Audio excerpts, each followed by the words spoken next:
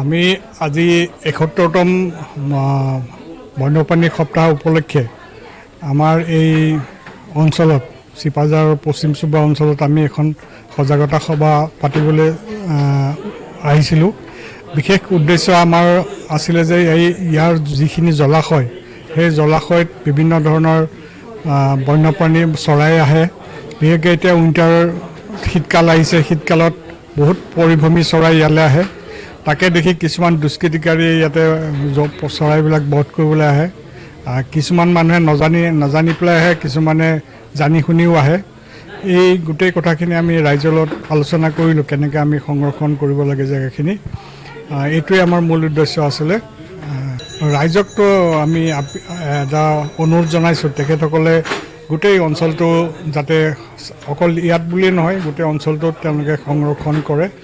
বিশেষকৈ সজাগ হ'বলৈ কৈছোঁ যে এনেকৈ ধৰণৰ দুষ্কৃতি পালে তেওঁলোকে বাধা দিব বা এনেকুৱা কাম কৰিব নালাগে। সেইখিনিয়ে আমাৰ উদ্দেশ্য। বন্যপ্ৰাণী ধ্বংসৰ আমাৰ যিখন ৱাইল্ড লাইফ প্ৰটেকশ্যন এক্ট আছে, তাত বিহিত বিধি আছে। তাত আমি সকলোকে আমি পানিছমেণ্ট দিব পৰা ব্যৱস্থা আছে। এতিয়া ঘটনা হৈছে কি, দুটা প্ৰকৃতিৰ মানুহ আছে। মই ক'লোৱে অলপ আগতে, কিছুমানে নাজানি পেলাই কৰি আছে আৰু কিছুমানে জানি শুনি কৰি বা তেওঁলোকৰ প্ৰফেশ্যনেল হিচাপে লয়।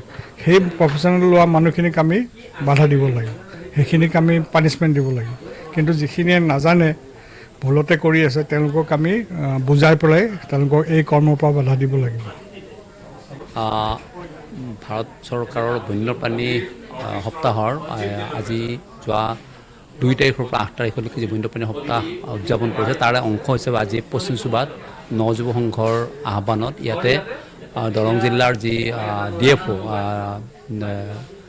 ফৰেষ্টৰ তেওঁ আহিছিল আৰু তেওঁৰ এটা অফিচৰ দলো আহিছিল আৰু আহি ইয়াতে ৰাইজৰ মাজত এক সজাগতা শিবিৰৰ আয়োজন কৰিছিল। আৰু এই সজাগতা শিবিৰৰ নেতৃত্বত আমাৰ এই গাঁৱৰে এগৰাকী উদীয়মান প্ৰকৃতিপ্ৰেমী যুৱক সঞ্জীৱ নাথ আৰু তেওঁৰ সংগীসকলে বিশেষভাৱে গুৰুত্ব দি এই আয়োজন কৰিছিল। আৰু এই আয়োজনে মানুহখিনিৰ মাজত এক সজাগতা সৃষ্টি কৰিবৰ কাৰণে সক্ষম হৈছে। আৰু আমি ভাবোঁ এই সজাগতাই এক ধৰণৰ পৰিৱৰ্তন আনিব আৰু প্ৰকৃতি আৰু মানুহৰ যি সম্পৰ্ক, এই সম্পৰ্কক বেছি গাঢ় কৰিব। তাক আমি আন্তৰিকতাৰে আশা কৰিছোঁ আৰু সেইকাৰণে ইয়াতে আমি এই ধৰণে উপস্থিত আছোঁহি। ধন্যবাদ।